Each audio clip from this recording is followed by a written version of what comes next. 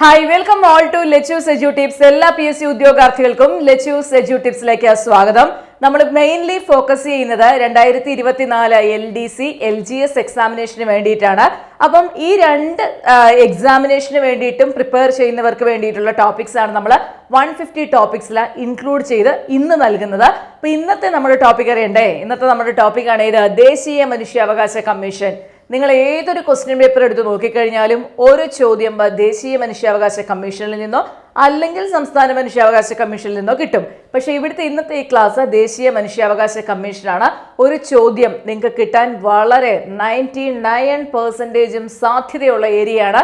അതുകൊണ്ടാണിത് 150 ടോപ്പിക്സിൽ include ചെയ്ത് തന്നിരിക്കുന്നത്. നമ്മുടെ ക്ലാസ്സുകൾ ഡെയിലി 3 ക്ലാസ്സാണ് നമ്മൾ ചെയ്യുന്നത്. അതിൽ രാവിലെ 7 മണിക്ക് 150 ടോപ്പിക്സിൻ്റെ ക്ലാസ് ആണ് നമ്മൾ അപ്ലോഡ് ചെയ്യുന്നത്. ആ 150 topics most important topics four upcoming LDC and LGS examination ആണ്. അതുകൊണ്ടാണ് അത് 150 ടോപ്പിക്സ് മസ്റ്റായിട്ടും പഠിക്കണം എന്ന് പറഞ്ഞിട്ട് നമ്മൾ ഇൻക്ലൂഡ് ചെയ്തിരിക്കുന്നത്. 150 ടോപ്പിക്സിലെ പാർട്ട് 1, പാർട്ട് 2, പാർട്ട് 3 എന്നും പറഞ്ഞ് ഞാനൊരു നമ്പർ ഇട്ട് പോകുന്നുണ്ട്. അത് ആ തമ്പനെയിൽ നോക്കിക്കഴിഞ്ഞാൽ നിങ്ങൾക്കറിയാം. അതനുസരിച്ചിട്ട് ക്ലാസ് നിങ്ങളെടുത്ത് പഠിക്കുക. ഇനി അത് കണ്ടെത്താൻ ബുദ്ധിമുട്ടുള്ളവർക്ക് വേണ്ടിയിട്ട് ഇപ്പം ഈ ചെയ്യുന്ന വീഡിയോ ക്ലാസ്സിൻ്റെ ഡിസ്ക്രിപ്ഷൻ ബോക്സ് നോക്കുക. അവിടെ ഞാൻ ഈ 150 ടോപ്പിക്സിൻ്റെ മുഴുവൻ പ്ലേലിസ്റ്റ് ഇട്ടിട്ടുണ്ട്. അതായത് അത് ക്ലിക്ക് ചെയ്ത് കഴിഞ്ഞാൽ അതിനകത്ത് ഏതൊക്കെ വീഡിയോ ഉണ്ടോ അതെല്ലാം നിങ്ങൾക്ക് അവൈലബിൾ ആയിരിക്കും. അതുപോലെ തന്നെ നമ്മൾ ഉച്ചയ്ക്ക് 12 മണിയാകുമ്പോഴത്തേക്കും നമ്മൾ പ്രീവിയസ് ഇയർ ക്വസ്റ്റ്യൻ പേപ്പറിനെ ബേസ് ചെയ്തൊരു സെഷൻ നടത്തുന്നുണ്ട്. അതിൻ്റെ ക്ലാസ്സും മോസ്റ്റ് ഇമ്പോർട്ടൻ്റ് ആണ്. കാരണം ക്വസ്റ്റ്യൻ റിപ്പീറ്റ് ചെയ്ത് കിട്ടാൻ സാധ്യതയുണ്ട്. ഏത് ഏരിയയിൽ നിന്നാണ് മോസ്റ്റ് ഓഫ് ദി ക്വസ്റ്റ്യൻസ് വരുന്നതെന്ന് നിങ്ങൾക്ക് മനസ്സിലാക്കാനായിട്ട് നല്ലൊരു ധാരണ ഉണ്ടാക്കിയെടുക്കാനായിട്ട് അത് ഹെൽപ്ഫുൾ ആയിരിക്കും. അപ്പോൾ എന്ത് ചെയ്യുക, നിങ്ങൾ അത് ഒന്ന് ഓപ്പൺ ചെയ്ത് നോക്കിക്കഴിഞ്ഞാൽ PYQൻ്റെ പ്ലേലിസ്റ്റിൽ ഉള്ള ഏതൊക്കെ ക്ലാസ് ഉണ്ടോ അതെല്ലാം നിങ്ങൾക്ക് അവൈലബിൾ ആയിരിക്കും. പിന്നെ SCRT ബേസ് ചെയ്ത് കുറച്ച് ക്ലാസ് ചെയ്തിട്ടുണ്ട്. അതിൻ്റെ ലിങ്ക് ഞാൻ ഇട്ടിട്ടുണ്ടെന്ന് തോന്നുന്നു. അതുപോലെ തന്നെ കറണ്ട് അഫയേഴ്സിൻ്റെ ഇട്ടിട്ടുണ്ട്. ജനറൽ ഇംഗ്ലീഷ് പലരും ചോദിക്കുന്ന ഒരു കാര്യമാണ്, ഇംഗ്ലീഷിൻ്റെ ക്ലാസ് ഇല്ലേ, കണ്ടിട്ടില്ലോ? ഒന്നാമതായിരിക്കും നിങ്ങൾ നോക്കുന്നുണ്ടാവില്ല. നിങ്ങൾ വേണ്ട വിധം സെർച്ച് ചെയ്ത് കഴിഞ്ഞാൽ കിട്ടും. അപ്പം ജനറൽ ഇംഗ്ലീഷിൻ്റെ പ്ലേലിസ്റ്റും ഇട്ടിട്ടുണ്ട് കേട്ടോ. അപ്പോൾ നിങ്ങളുടെ ശ്രദ്ധയിലേക്ക് വേണ്ടി പറയുവാണ്. അപ്പോൾ നമ്മൾ ഇന്നിപ്പോൾ പഠിക്കാൻ പോകുന്നത് എന്താണ്? 150 ടോപ്പിക്സിൽ ദേശീയ മനുഷ്യാവകാശ കമ്മീഷനാണ്. പിന്നെ ചില കമൻറ്റുകൾ കാണാറുണ്ട്. ഞാൻ ഇതിനു മുമ്പും പലതവണ പറഞ്ഞിട്ടുണ്ട്, ഇനിയും പഠിച്ചാൽ മതിയോ, ഇതുവരെ പഠിച്ചിട്ടില്ല, ഇനിയും പഠിച്ചാൽ മതിയോ എന്ന്. ഇനിയും പഠിച്ചാൽ മതി, പക്ഷെ ആ പഠിക്കുന്നത് സിസ്റ്റമാറ്റിക് ആയിട്ടായിരിക്കണം. അതിന് വേണ്ടിയിട്ടാണ് നമ്മളിങ്ങനെ ഒരു ഓർഡർ വൈസ് ക്ലാസ് ഒക്കെ തരുന്നത്. ചില ചോദിക്കുന്നത് സ്റ്റഡി പ്ലാൻ തയ്യാറാക്കി തരാമോ എന്ന്. എന്തിനാണ് സ്റ്റഡി പ്ലാൻ? ഡെയിലി തരുന്ന ഈ 3 ക്ലാസ് നിങ്ങൾ 3 നേരവും ഞാൻ തരുന്നത് കറക്റ്റായിട്ട് ഫോളോ ചെയ്യുക. പിന്നെ അവിടെ ഒരു സ്റ്റഡി പ്ലാൻ്റെ ആവശ്യം പ്രത്യേകിച്ച് വരുന്നില്ല. അപ്പോൾ അതുകൊണ്ട് റെഗുലറായിട്ട് ക്ലാസ് ഫോളോ ചെയ്യുക കേട്ടോ. ഒരു കാര്യം കൂടി ഓർത്തപ്പോൾ പറഞ്ഞോട്ടെ, എൻ്റെ ശ്രദ്ധയിൽപ്പെട്ടതാണ്, കമൻറ്റിനകത്ത് വരുന്നതാണ്. Miss LDC plus PYQ plus current affairs എന്നുള്ള രീതിയിലൊക്കെ ക്ലാസ് തന്നുകൂടെ എന്ന് ചോദിച്ച് കമൻറ്റ് കണ്ടു. ആ കുട്ടി ഒരുപക്ഷെ, ആ കുട്ടിയോ അല്ലെങ്കിൽ അതുപോലെ കമൻറ്റ് ഇടുന്നവരെ ഒരുപക്ഷെ റെഗുലറായിട്ട് ക്ലാസ് കാണുന്ന വ്യക്തികളല്ല എന്നാണ് എനിക്ക് മനസ്സിലായത്. കാരണം നമ്മൾ 150 ടോപ്പിക്സിൽ ഇൻക്ലൂഡ് ചെയ്ത് തരുന്നത് സിലബസിൽ ഉള്ള കാര്യങ്ങളാണ്. ഈവനിങ് 7 മണിക്ക് തരുന്ന ക്ലാസ്സുകളും സിലബസ് ഇൻക്ലൂഡഡ് ആണ്. പിന്നെ PYQ ഉച്ചയ്ക്ക് തരുന്നുണ്ട്. അപ്പോൾ അത് 3 നേരവും കാണാത്ത ആരെങ്കിലും ആയിരിക്കാം അങ്ങനെ കമൻറ്റ് ഇട്ടവെന്ന് കരുതുന്നു. അപ്പം നിങ്ങൾ മനസ്സിലാക്കേണ്ട ഒരു കാര്യം എന്ന് പറഞ്ഞു കഴിഞ്ഞാൽ, ഞാൻ വെറുതെ ചുമ്മാ വലിച്ചു വാരി ടോപ്പിക്ക് തരുന്ന ഒരാളല്ല. എന്താണോ നിങ്ങൾക്ക് പഠിക്കേണ്ടത് അതനുസരിച്ചാണ് തരുന്നത്. അതിൻ്റെ ഒന്നാമത്തെ കാര്യം എന്ന് പറയുന്നത്, അങ്ങനെ വലിച്ച് വാരി ചുമ്മാ ഇരുന്ന് ടോപ്പിക്ക് തരാനായിട്ട് എനിക്ക് സമയമില്ല. അതുപോലെ തന്നെ നിങ്ങളുടെ നല്ല സമയം വെറുതെ കളയാനായിട്ട് ആഗ്രഹിക്കുന്നുമില്ല. ഞാൻ എപ്പോഴും പറയുന്ന ഒരു കാര്യമുണ്ട്, നമുക്ക് എന്താണോ എക്സാമിനേഷൻ ആവശ്യം അത് കണ്ടെത്തി പഠിക്കുകയാണ് നിങ്ങൾ ചെയ്യേണ്ടത്. അങ്ങനെ പഠിച്ചാൽ മാത്രമേ റിസൾട്ട് ഉണ്ടാവുള്ളൂ. അല്ലാതെ കുറേ ചപ്പ് ചവറ് വേണ്ടതും വേണ്ടാത്തതും ഒക്കെ കൂടി പഠിച്ചു കഴിഞ്ഞിട്ട് സമയവും നഷ്ടപ്പെടുത്തി അവസാനം ഭയങ്കര എന്താ പറയുക കൺഫ്യൂഷനും ഉണ്ടായി. അതിൻ്റെ ആവശ്യം നമുക്കില്ല. നമുക്ക് PSC വ്യക്തമായിട്ടൊരു സിലബസ് തന്നിട്ടുണ്ട്. ആ സിലബസിൽ ഏതെല്ലാം ടോപ്പിക് ഉണ്ടോ അത് നിങ്ങൾ കവർ ചെയ്യാനായിട്ട് ശ്രമിക്കുക. അതാണ് വേണ്ടത്. ഓക്കെ, അപ്പോൾ അതിൽ നിങ്ങൾക്ക് വേണ്ട കാര്യങ്ങൾ എന്ന് പറഞ്ഞാൽ, ഒന്ന് SCRT മോസ്റ്റ് ഇമ്പോർട്ടൻ്റ് ആണ്. അപ്പോൾ SCRT നിങ്ങൾ പഠിക്കണം. SCRT ഇനിയും പഠിച്ചിട്ടില്ല എന്നുണ്ടെങ്കിൽ SCRT ടെക്സ്റ്റ് എടുത്ത് വെച്ച് ഒന്നില്ലെങ്കിൽ വായിച്ച് പഠിക്കുക, എന്നാന്ന് വെച്ചാൽ ചെയ്യുക. അല്ലെങ്കിൽ ഞങ്ങൾ SCRTയുടെ ഫ്രീ നോട്ട് കൊടുക്കുന്നുണ്ട്. ഫ്രീ എന്ന് പറഞ്ഞാൽ വെറുതെ കൊടുക്കുമല്ല, LDC LGS course let us edu ടിപ്സിൽ എടുക്കുന്ന വ്യക്തികൾക്കാണ് കൊടുക്കുന്നത് കേട്ടോ.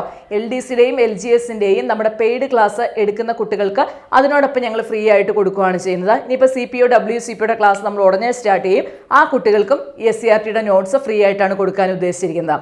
അപ്പോൾ ഞാൻ പറഞ്ഞു വന്നതെന്ന് പറഞ്ഞു കഴിഞ്ഞാൽ, ഇപ്പം നമ്മൾ വേണ്ട കാര്യങ്ങൾ മാത്രമേ കൊടുക്കാറുള്ളൂ. അല്ലാതെ അൺനെസസറി ഫാക്റ്റ് ഒന്നും കൊടുക്കാറില്ല. കാരണം എനിക്ക് എൻ്റെ സമയം എങ്ങനെയാണോ വിലപ്പെട്ടത് അതുപോലെ തന്നെയാണ് ഞാൻ നിങ്ങളുടെ സമയത്തെയും മാനിക്കുന്നത്. നിങ്ങളും മനസ്സിലാക്കേണ്ടത് നിങ്ങളുടെ സമയം എന്ന് പറയുന്നത് വിലപിടിപ്പുള്ളതാണ്. നമ്മളെല്ലാവരുടെയും സമയത്തിന് വിലയുള്ള സമയമാണ്. കഴിഞ്ഞു പോയ സമയങ്ങളൊന്നും നമുക്ക് തിരിച്ചു കിട്ടില്ല എന്നുള്ള യാഥാർത്ഥ്യം നമുക്ക് എല്ലാവർക്കും അറിയാവുന്ന കാര്യമാണ്. അതുകൊണ്ട് വെറുതെ എന്തൊക്കെയോ പഠിച്ച് സമയം കളയാതെ വേണ്ടത് പഠിക്കുക. ഇതൊക്കെ പറയാൻ സാധിക്കുന്നത് എങ്ങനെയാണെന്ന് ചോദിച്ചു കഴിഞ്ഞാൽ നമ്മളത് കൊടുത്തതിൻ്റെ അടിസ്ഥാനത്തിൽ സർവീസിൽ കയറി ഒരുപാട് പിള്ളേരുണ്ട്. ആരെങ്കിലും ക്ലാസ് കാണുവാണെങ്കിൽ കമൻറ്റ് ചെയ്യുമെന്ന് വിചാരിക്കുന്നു.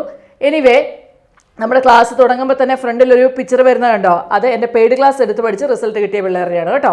അപ്പം നമ്മൾ എന്താ പറയുന്നത്, ഇനി 150 ടോപ്പിക്സിൽ ഇൻക്ലൂഡ് ചെയ്തിരിക്കുന്ന ഏതാണ്? ദേശീയ മനുഷ്യാവകാശ കമ്മീഷനാണ്. അപ്പം ഞാൻ ഈ ആദ്യം പറഞ്ഞ കാര്യങ്ങൾ സ്കിപ്പ് ചെയ്യേണ്ടവർക്ക് സ്കിപ്പ് ചെയ്യാം, വേണ്ടവർ കണ്ടാൽ മതി, കുഴപ്പമൊന്നുമില്ല. അപ്പം നമ്മൾ ദേശീയ മനുഷ്യാവകാശ കമ്മീഷനിലേക്ക് വരുവാണ്. ഇനി ശ്രദ്ധിക്കുക, 1993 സെപ്റ്റംബർ 28 ഓർഡിനൻസിലൂടെ പുറത്തു വന്ന മനുഷ്യാവകാശ സംരക്ഷണ നിയമപ്രകാരം നിലവിൽ വന്ന ഒരു സ്ഥാപനമാണ് ഇതെന്ന് പറയുന്നത് മനുഷ്യാവകാശ കമ്മീഷൻ. 1993 സെപ്റ്റംബർ 28 മനുഷ്യാവകാശ സംരക്ഷണ നിയമം. ഓർത്തു വയ്ക്കുക, മനുഷ്യാവകാശ സംരക്ഷണ നിയമം 1993 സെപ്റ്റംബർ 28 വന്നത്. അപ്പം ആ ഓർഡിനൻസിലൂടെ പുറപ്പെടുവിച്ച അല്ലെങ്കിൽ ഈ ഒരു മനുഷ്യാവകാശ സംരക്ഷണ നിയമം അനുശാസിക്കുന്ന ഉത്തരവാദിത്തങ്ങളും അതുപോലെ തന്നെ അധികാരങ്ങളും നിറവേറ്റുന്ന ഒരു സ്ഥാപനമാണ് മനുഷ്യാവകാശ കമ്മീഷൻ. 1993 മനുഷ്യാവകാശ സംരക്ഷണ നിയമം വകുപ്പ് 3 പ്രകാരം കേന്ദ്ര ഗവൺമെന്റ് രൂപം കൊടുത്തൊരു സ്ഥാപനമാണ് മനുഷ്യാവകാശ കമ്മീഷൻ എന്ന് നമുക്ക് പറയാനായിട്ട് സാധിക്കും. അപ്പൊ ഇനി ശ്രദ്ധിക്കേണ്ടത്, മനുഷ്യാവകാശ കമ്മീഷൻ നിലവിൽ വന്ന വർഷമാണ് 1993 ഒക്ടോബർ 12. ഞാൻ പറയുന്നത് ദേശീയ മനുഷ്യാവകാശ കമ്മീഷനെ കുറിച്ചിട്ടാണ് കേട്ടോ. അപ്പൊ 1993 സെപ്റ്റംബർ 28 മനുഷ്യാവകാശ സംരക്ഷണ നിയമം നിലവിൽ വന്നു. 1993 ഒക്ടോബർ 12 എന്ത് വന്നു? മനുഷ്യാവകാശ കമ്മീഷൻ നിലവിൽ വന്നു. ദേശീയ മനുഷ്യാവകാശ കമ്മീഷൻ എന്ന് പറയുന്നത് ഒരു ഭരണഘടനാ സ്ഥാപനമല്ല എന്നുള്ളത് മനസ്സിലാക്കുക. ഇതെന്താണ്? ഇതൊരു സ്റ്റാറ്റ്യൂട്ടറി ബോഡിയാണ്. അപ്പൊ ദേശീയ മനുഷ്യാവകാശ പ്രസ്താവനയിലൊക്കെ ഉൾപ്പെടുത്തി ചോദിക്കാം, ദേശീയ മനുഷ്യാവകാശ കമ്മീഷൻ ഒരു ഭരണഘടനാ സ്ഥാപനമാണ്, ദേശീയ മനുഷ്യാവകാശ കമ്മീഷൻ ഒരു സ്റ്റാറ്റ്യൂട്ടറി ബോഡിയാണ് എന്നൊക്കെ പറഞ്ഞ് 4 പ്രസ്താവന എന്നിട്ട് 1, 2, 2, 4, 3, 1 എന്നൊക്കെ പറഞ്ഞിട്ട് ഇങ്ങനെ തരില്ലേ. അപ്പൊ അവിടെയൊക്കെ നിങ്ങൾക്ക് ഇത് യൂസ്ഫുൾ ആയിരിക്കും. അപ്പോൾ അതുകൊണ്ടാണ് ഞാൻ പറഞ്ഞ ഫാക്റ്റ് തന്നെയായിട്ട് പഠിക്കരുത്. നമ്മൾ ക്ലാസ് ആയിട്ട് പോയി കഴിഞ്ഞാൽ മാത്രമേ പ്രസ്താവന അറ്റൻഡ് ചെയ്യാൻ പറ്റുള്ളൂ. അതുകൊണ്ടാണ് കേട്ടോ. അപ്പൊ ശ്രദ്ധിക്കുക, ദേശീയ മനുഷ്യാവകാശ കമ്മീഷൻ എന്ന് പറയുന്നത് എന്താണ്? ഇതൊരു സ്റ്റാറ്റ്യൂട്ടറി ബോഡിയാണ്. ഇത് എന്തല്ല? കോൺസ്റ്റിറ്റ്യൂഷണൽ ബോഡി അല്ല, അല്ലെങ്കിൽ ഭരണഘടനാ സ്ഥാപനമല്ല എന്ന് ഓർത്തു വെക്കുക. ഇനി ശ്രദ്ധിക്കേണ്ടതെന്ന് പറഞ്ഞാൽ ഈ ദേശീയ മനുഷ്യാവകാശ കമ്മീഷൻ അറിയപ്പെടുന്നത് തന്നെ എന്താണ്? മനുഷ്യാവകാശങ്ങളുടെ കാവൽക്കാരൻ, അല്ലെ? മനുഷ്യാവകാശങ്ങളുടെ കാവൽക്കാരൻ എന്നറിയപ്പെടുന്നതാണ് എന്താ? ദേശീയ മനുഷ്യാവകാശ കമ്മീഷൻ. മനുഷ്യാവകാശങ്ങളുടെ കാവൽക്കാരൻ എന്നാണ് ദേശീയ മനുഷ്യാവകാശ കമ്മീഷൻ അറിയപ്പെടുന്നത്. ഇനി ദേശീയ മനുഷ്യാവകാശ കമ്മീഷന്റെ ആസ്ഥാനം എന്ന് പറയുന്നത് ന്യൂഡൽഹിയിലാണ്. ന്യൂഡൽഹിയില് മാനവ അധികാർ ഭവനാണ് കേട്ടോ. മാനവ അധികാർ ഭവൻ. ചിലർക്ക് സംശയം തോന്നും പട്ടേൽ ഭവനാണോ എന്ന്. പട്ടേൽ ഭവനല്ല, ആദ്യം പട്ടേൽ ഭവനായിരുന്നു, പിന്നീട് അവിടെ നിന്നൊക്കെ ഷിഫ്റ്റ് ചെയ്ത് മാനവാധികാർ ഭവനാണ് നിലവിലെ ആസ്ഥാനം. മനുഷ്യാവകാശ കമ്മീഷന്റെ ആസ്ഥാനം ചോദിച്ചാൽ മാനവാധികാർ ഭവൻ, ന്യൂഡൽഹി. ഇനി ക്വസ്റ്റ്യൻ ശ്രദ്ധിക്കുക, മനുഷ്യാവകാശ സംരക്ഷണ നിയമം നിലവിൽ വന്നതാ. മോസ്റ്റ് ഇമ്പോർട്ടന്റ് ആണ്. ക്വസ്റ്റ്യൻ പേപ്പർ എടുത്തു കഴിഞ്ഞു കഴിഞ്ഞാൽ നിങ്ങൾക്ക് കാണാൻ പറ്റും ഇതുപോലൊരു ക്വസ്റ്റ്യൻ പഠിച്ചു വെക്കണം. ദേശീയ മനുഷ്യാവകാശ കമ്മീഷൻ നിലവിൽ വന്നത് 1993 October 12. Very very important.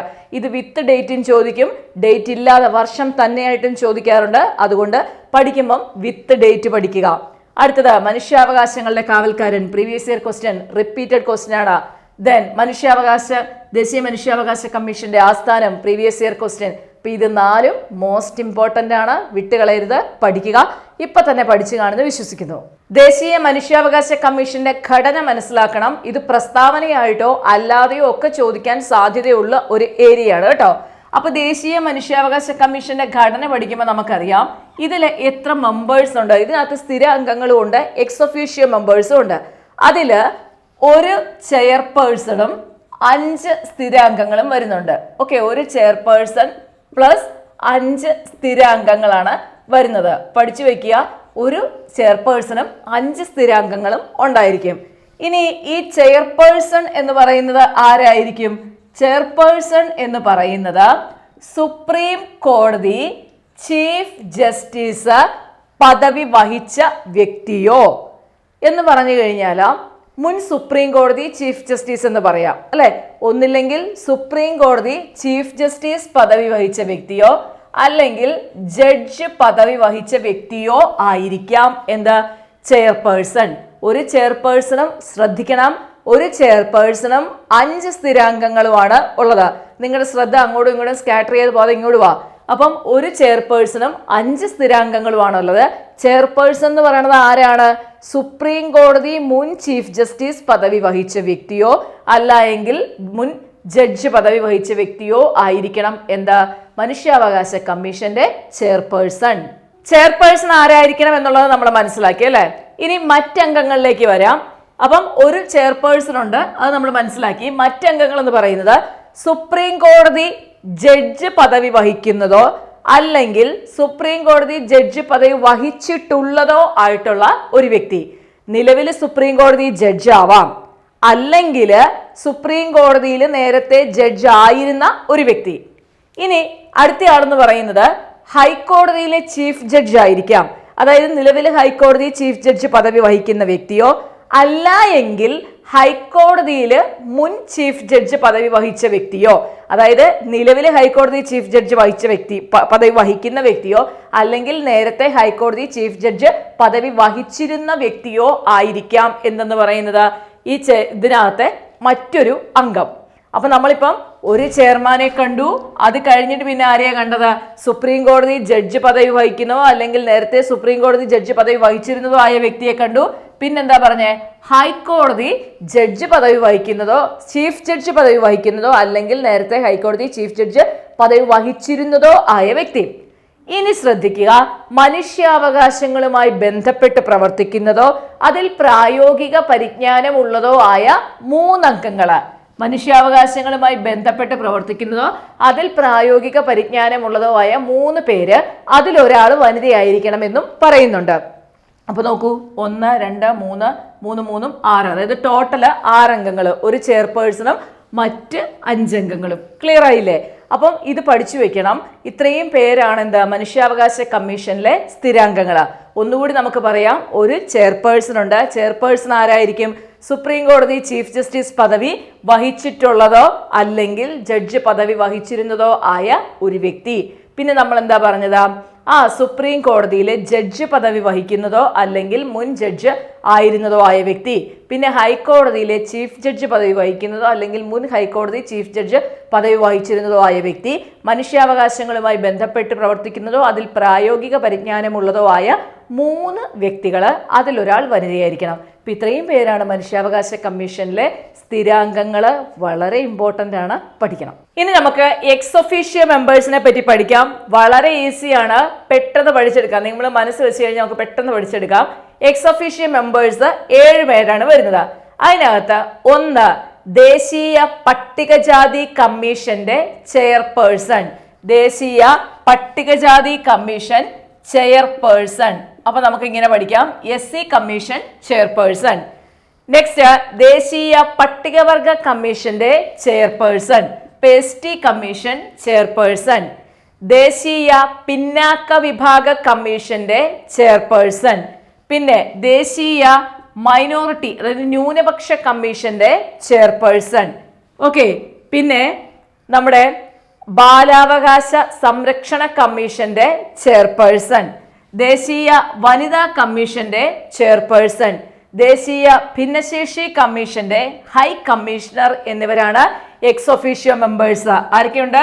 SC commission chairperson, ST commission chairperson, backward commission chairperson, minority commission chairperson, ബാലാവകാശ സംരക്ഷണ കമ്മീഷൻ ചെയർപേഴ്സൺ, വനിതാ കമ്മീഷൻ ചെയർപേഴ്സൺ, ഭിന്നശേഷി കമ്മീഷന്റെ ഹൈ കമ്മീഷണർ. അപ്പൊ ഇത്രയും പേരെന്താണ്? ദേശീയ മനുഷ്യാവകാശ കമ്മീഷനിലെ എക്സ് ഒഫീഷ്യോ മെമ്പേഴ്സ് ആണ്. പ്രസ്താവനയിട്ട് ചോദിക്കാൻ പറ്റിയ നല്ലൊരു ഏരിയയാണ്, മസ്റ്റായിട്ടും പഠിച്ചു വെക്കണം. അല്ലെങ്കിൽ താഴെ തന്നിരിക്കുന്നവര് അതിൽ എക്സ് ഒഫീഷ്യോ മെമ്പേഴ്സ് അല്ലാത്തതാര് എന്നുള്ള രീതിയിലൊക്കെ ചോദിക്കും. അതുകൊണ്ട് മക്കളെ ഇത് പഠിച്ചു വെക്കണം. ഈ 7 പേര് നിങ്ങൾക്ക് കിട്ടില്ല, എളുപ്പമാണ്. ST commission, SC commission, backward commission, minority commission, woman commission, child commission, പിന്നെന്താണ് നമ്മുടെ ഡിസേബിൾഡ് അല്ലെ ഭിന്നശേഷി കമ്മീഷന്റെ ഹൈ കമ്മീഷണറാണ്. ബാക്കിയെല്ലാം ചെയർപേഴ്സൺ. ഇവരാണ് എന്താ ദേശീയ മനുഷ്യാവകാശ കമ്മീഷനിലെ എക്സ് ഒഫീഷ്യോ മെമ്പേഴ്സ്. സ്ഥിരാംഗങ്ങൾ എത്ര പേര്? ഒരു ചെയർപേഴ്സണും മറ്റ്5 അംഗങ്ങളും. തെറ്റിക്കരുത്. അവരാരൊക്കെയാണ്, അവരുടെ യോഗ്യത എന്താണെന്ന് പഠിച്ചു വെക്കാം. മനുഷ്യാവകാശ കമ്മീഷൻ അംഗങ്ങളുടെ കാലാവധി എന്ന് പറയുന്നത് 3 വർഷം അല്ലെങ്കിൽ 70 വയസ്സാണ് കേട്ടോ. 3 വർഷം അല്ലെങ്കിൽ 70 വയസ്സാണ് മനുഷ്യാവകാശ കമ്മീഷൻ അംഗങ്ങളുടെ കാലാവധി. ഈ മനുഷ്യാവകാശ കമ്മീഷൻ അംഗങ്ങളെ അപ്പോയിന്റ് ചെയ്യുന്ന രാഷ്ട്രപതിയാണ്. രാഷ്ട്രപതി ചുമ്മാതങ്ങ് അപ്പോയിന്റ് ചെയ്യുകയല്ല ചെയ്യുന്നത്. ഒരു 6 കമ്മിറ്റിയുടെ ശുപാർശ പ്രകാരമാണ് എന്ത് ചെയ്യുന്നത്? രാഷ്ട്രപതി മനുഷ്യാവകാശ കമ്മീഷൻ അംഗങ്ങളെ അപ്പോയിന്റ് ചെയ്യുന്നത്. 6 കമ്മിറ്റിയുടെ റെക്കമെൻഡേഷൻ പ്രകാരമാണ് രാഷ്ട്രപതി മനുഷ്യാവകാശ കമ്മീഷൻ അംഗങ്ങളെ നിയമിക്കുന്നത്. അപ്പൊ ഈ 6 കമ്മിറ്റിയിൽ ആരൊക്കെ അംഗങ്ങളായിട്ടുണ്ടെന്ന് ഓർക്കണം. ആരായിരിക്കും? പ്രധാനമന്ത്രിയാണ്. പ്രധാനമന്ത്രി ചെയർമാനായിട്ടുള്ള കമ്മിറ്റിയാണ്. അപ്പൊ ആ കമ്മിറ്റിയിൽ മറ്റംഗങ്ങൾ ഒന്ന് പ്രധാനമന്ത്രിയുണ്ട്, പിന്നെ ലോക്സഭ സ്പീക്കർ വരുന്നുണ്ട്, രാജ്യസഭ ഡെപ്യൂട്ടി ചെയർമാൻ വരുന്നുണ്ട്, opposition party leader of Lok Sabha ലോക്സഭയിലെ പ്രതിപക്ഷ നേതാവ്, രാജ്യസഭയിലെ പ്രതിപക്ഷ നേതാവ്, ഹോം മിനിസ്റ്റർ അല്ലെങ്കിൽ ആഭ്യന്തരമന്ത്രി. ഇത്രയും പേര് അംഗങ്ങളായിട്ടുള്ള 6 കമ്മിറ്റിയുടെ ശുപാർശ പ്രകാരമാണ് രാഷ്ട്രപതി മനുഷ്യാവകാശ കമ്മീഷൻ അംഗങ്ങളെ നിയമിക്കുന്നത്. ഈ 6 കമ്മിറ്റിയിൽ ആരൊക്കെ മെമ്പേഴ്സ് ആണ് പ്രസ്താവനയിട്ട് ചോദിക്കാം, പഠിക്കണം. ആരൊക്കെയാണ്? ഒന്ന് പ്രധാനമന്ത്രി, പ്രധാനമന്ത്രി ചെയർമാൻ. ലോക്സഭ സ്പീക്കർ ഒരു അംഗമാണ്. അതുപോലെ തന്നെ ലോക്സഭയിലെ പ്രതിപക്ഷ നേതാവ് ഒരു അംഗമാണ്. രാജ്യസഭയിലെ പ്രതിപക്ഷ നേതാവ് അംഗമാണ്. രാജ്യസഭയിലെ ഡെപ്യൂട്ടി ചെയർമാൻ അംഗമാണ്. അതുപോലെ തന്നെ ആഭ്യന്തരമന്ത്രി, കേന്ദ്ര ആഭ്യന്തരമന്ത്രി അംഗമാണ്. ഇത്രയും പേര് അംഗങ്ങളായിട്ടുള്ള 6 കമ്മിറ്റിയുടെ റെക്കമെൻഡേഷൻ പ്രകാരമാണ് എന്ത് ചെയ്യുന്നത്? രാഷ്ട്രപതി മനുഷ്യാവകാശ കമ്മീഷൻ അംഗങ്ങളെ നിയമിക്കുന്നത്. അപ്പം മനുഷ്യാവകാശ കമ്മീഷൻ അംഗങ്ങളെ നിയമിക്കുന്ന ആരാന്ന് കണ്ടു. ആരാണ്? രാഷ്ട്രപതിയാണ്. ഈ 6 കമ്മിറ്റി ഇമ്പോർട്ടൻ്റ് ആണ്. ആദ്യം പറഞ്ഞ ചെയർമാൻ പ്ലസ് 5 മെമ്പേഴ്സ് ഇമ്പോർട്ടൻ്റ് ആണ്. എക്സ് ഒഫീഷ്യോ മെമ്പേഴ്സ് ഇമ്പോർട്ടൻ്റ് ആണ്. ഇത് 3ഉം പ്രസ്താവനയ്ക്കുള്ള വകുപ്പുണ്ട്. അല്ലാതെ മൾട്ടിപ്പിൾ ചോയ്സ് ആണെങ്കിൽ അതിനുള്ള വകുപ്പുണ്ട്. അപ്പോൾ അതുകൊണ്ട് ഇത് വൃത്തിയായിട്ട് പഠിക്കണേ. ഇനി നമ്മളോട് ചോദ്യം ചോദിക്കുന്ന മറ്റൊരു ഏരിയ ഉണ്ട്. മനുഷ്യാവകാശ കമ്മീഷനിൽ നിലവിലെ ചെയർമാൻ ആര്? കറണ്ട് അഫയേഴ്സ് ആയിട്ട് ചോദിക്കാം, അല്ലെങ്കിൽ ഇതുപോലെ തന്നെ നമ്മളോട് കോൺസ്റ്റിറ്റ്യൂഷന്റെ പാർട്ടൊക്കെ ആയിട്ട് ചോദിക്കാം. അപ്പൊ നിലവിലെ ചെയർമാൻ ആരാണ്? നിലവിലെ ചെയർമാൻ എന്ന് പറയുന്നത് ജസ്റ്റിസ് അരുൺ കുമാർ മിശ്ര അല്ലെ. മനുഷ്യാവകാശ കമ്മീഷന്റെ നിലവിലെ ചെയർമാൻ എന്ന് പറയുന്നത് ജസ്റ്റിസ് അരുൺ കുമാർ മിശ്രയാണ്. പഠിച്ചു വെക്കാൻ എളുപ്പമാണ്. ആദ്യ ചെയർമാൻ ആരാന്ന് ചോദിക്കും. ആദ്യ ചെയർമാൻ ആരാന്ന് ചോദിച്ചാൽ ആരാണ്? ജസ്റ്റിസ് രംഗനാഥ മിശ്ര. ഓക്കെ, രണ്ടും മിശ്രയാണ് കേട്ടോ. ആദ്യത്തെ രംഗനാഥ മിശ്ര, നിലവിൽ ആരാണ്? അരുൺ കുമാർ മിശ്ര. ഇപ്പൊ ദേശീയ മനുഷ്യാവകാശ കമ്മീഷൻ നിലവിലെ ചെയർമാൻ ചോദിച്ചാൽ ജസ്റ്റിസ് അരുൺ കുമാർ മിശ്ര. ആദ്യ ചെയർമാൻ ചോദിച്ചാൽ ആരാണ്? ജസ്റ്റിസ് രംഗനാഥ മിശ്ര. പിന്നെ ഒരു ക്വസ്റ്റ്യൻ ഇങ്ങനെ ചോദിക്കാം. ദേശീയ മനുഷ്യാവകാശ കമ്മീഷൻ മനുഷ്യാവകാശ കമ്മീഷൻ ചെയർമാനായ മലയാളി. അപ്പൊ നിലവിലെ ദേശീയ മനുഷ്യാവകാശ കമ്മീഷൻ ചെയർപേഴ്സൺ അല്ലെങ്കിൽ ചെയർമാൻ അരുൺ കുമാർ മിശ്ര. ആദ്യത്തേത് രംഗനാഥ മിശ്ര. ദേശീയ മനുഷ്യാവകാശ കമ്മീഷന്റെ ചെയർമാനായ മലയാളി ചോദിച്ചു കഴിഞ്ഞാൽ ആരാണ്? ജസ്റ്റിസ് KG ബാലകൃഷ്ണൻ അല്ലെ. Justice KG Balakrishnan. അപ്പം ഇത് 3ഉം മോസ്റ്റ് ഇമ്പോർട്ടൻ്റ് ആയിട്ട് ഇതിനകത്ത് പഠിക്കാനായിട്ട് ഓർക്കണം കേട്ടോ. ഓർത്ത് പഠിക്കണം. സിവിൽ കോടതിയുടേതായിട്ടുള്ള എല്ലാ അധികാരങ്ങളും ദേശീയ മനുഷ്യാവകാശ കമ്മീഷൻ ഉണ്ടെന്ന് ഓർത്ത് വെക്കുക. പിന്നെ ദേശീയ മനുഷ്യാവകാശ കമ്മീഷന്റെ ഉത്തരവാദിത്തങ്ങൾ അത് നമുക്ക് ക്വസ്റ്റ്യൻ പേപ്പർ ചെയ്യുന്ന സമയത്ത് കിട്ടും. ചില ക്വസ്റ്റ്യൻ പേപ്പറിൽ ചോദിച്ചിട്ടുണ്ട്. അപ്പോൾ ആ ക്വസ്റ്റ്യൻ പേപ്പർ സെഷനിൽ അത് ഡിസ്കസ് ചെയ്യുന്നതായിരിക്കും കേട്ടോ. ക്വസ്റ്റ്യൻ പേപ്പറിൽ കാണുന്ന സമയത്ത് നമ്മളത് ഡിസ്കസ് ചെയ്യുന്നതായിരിക്കും. അപ്പോൾ ഇത്രയും കാര്യങ്ങളെങ്കിലും നിങ്ങൾ ദേശീയ മനുഷ്യാവകാശ കമ്മീഷനെ കുറിച്ച് അറിഞ്ഞു വെക്കണം. ക്വസ്റ്റ്യൻ കിട്ടുന്ന ഏരിയയാണ്, വളരെ ഇമ്പോർട്ടൻ്റ് ആണ്. പിന്നെ നമ്മൾ ലെറ്റ്യൂസ് എഡ്യൂട്ടിപ്സിൻ്റെ ആപ്പിൽ LDCയുടെയും LGSൻ്റെയും അഡ്മിഷൻ ഇപ്പോഴും തുടരുന്നുണ്ട്. അപ്പോൾ ആവശ്യക്കാർക്ക് വേണമെന്നുണ്ടെങ്കിൽ 6238948911 എന്ന നമ്പറിലേക്ക് വാട്സാപ്പ് മെസ്സേജ് അയച്ചാൽ റിപ്ലൈ കിട്ടുന്നതായിരിക്കും. കോള് വിളിക്കേണ്ട, കോള് ചെയ്ത് കഴിഞ്ഞാൽ അറ്റൻഡ് ചെയ്യില്ല കേട്ടോ. അപ്പം ദേശീയ മനുഷ്യാവകാശ കമ്മീഷൻ 150 ടോപ്പിക്സിൽ ഇൻക്ലൂഡ് ചെയ്തിരിക്കുന്ന മോസ്റ്റ് ഇമ്പോർട്ടൻറ്റ് ടോപ്പിക് ആയതുകൊണ്ടാണ് തീർച്ചയായിട്ടും ഇത് പഠിച്ചേ പറ്റൂ, പഠിക്കണം.